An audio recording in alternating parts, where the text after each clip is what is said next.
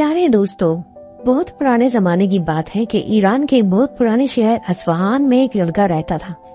उस लड़के का नाम अमीन था। एक दिन वो जंगल में चला जा रहा था कि रास्ते में उसे एक लंबा चौड़ा देव मिल गया। अमीन सोचने लगा कि अब क्या करूं। बात दरअसल ये थी कि देव बड़े खतरनाक हुआ करते थे। वो इंसानों को अपना गुलाम बना लेते थे और अक्सर खा भी जाते थे। अमीन की जेब में सिर्फ नमक का एक डला और एक अंडा था।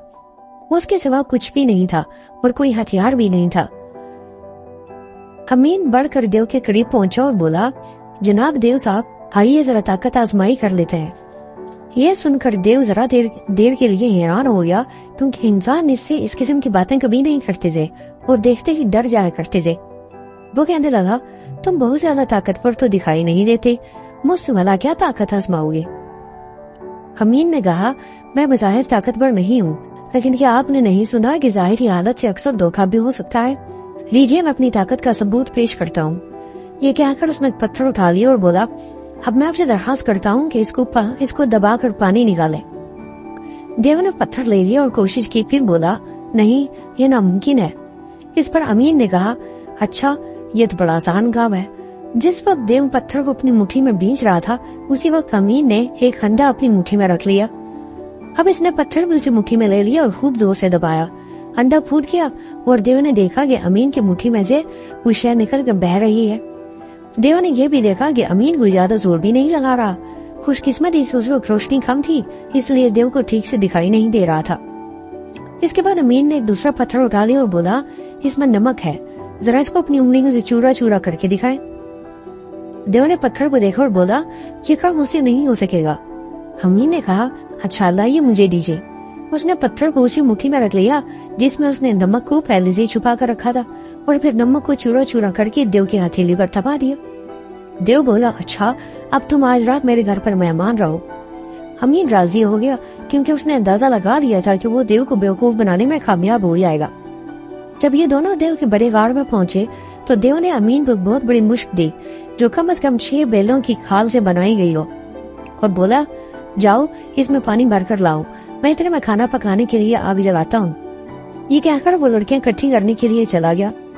अमीन सोचने लगा कि पानी के लिए क्या करे। इतने में उसे तरकीब सूझ गई। मश्क इतनी बारी थी कि उसे चंद गज भी नहीं घसीट सकता था, लिहाजा उसको छोड़ के नदी में एक नहर खोदने लगा। थोड़ी देर में देव वापस आ गया और कहने लगा, इतनी देर क्यों लगा रहे हो? क्या तुम एक छोटी सी मुश्किल भी नहीं उठा सकते? अमीन बोला, नहीं जनाब, बात दरअसल ये है कि आप चूंकि मेरी इतनी खातिर कर रहे हैं, लिहाजा मैंने ये तय किया कि नहर खोद डालूं ताकि आपको हर वक्त पानी मिलता रहे। देखिए, मैंने काम शुरू भी कर दिया है। हालांकि ताकत का मुजाहिरा करना बड़ी बेकार सी बात है। देव को बड़े जोर की भूख लगी हुई थी। वो बोला, अच्छा, तुम पानी को छोड़ो, मैं ले आता हूँ। ये कहकर उसने मशकीजे को उठा लिया जैसे वो किसी परिंदे का पर हो और उसे दरिया से भरकर लाया। फिर बोला, तुम अपनी नहर कल खोद लेना। इसके बाद देव ने खूब डटकर खाना खाया। गार के अंधेरे कोने में अमीन भी झूठ मूठ खाता रहा। फिर देव ने अमीन को सोने के लिए जगह बताई।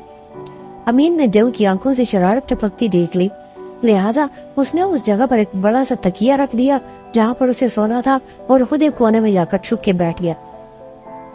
सुबह होने से जरा देर पहले देव जाग गया और उसने एक मोटे से डंडे को उठाकर उस जगह पर दे मारा जहाँ पर अमीन का बिस्तर लगा था। अमीन के कराने की आवाज भी सुनाई नहीं दी।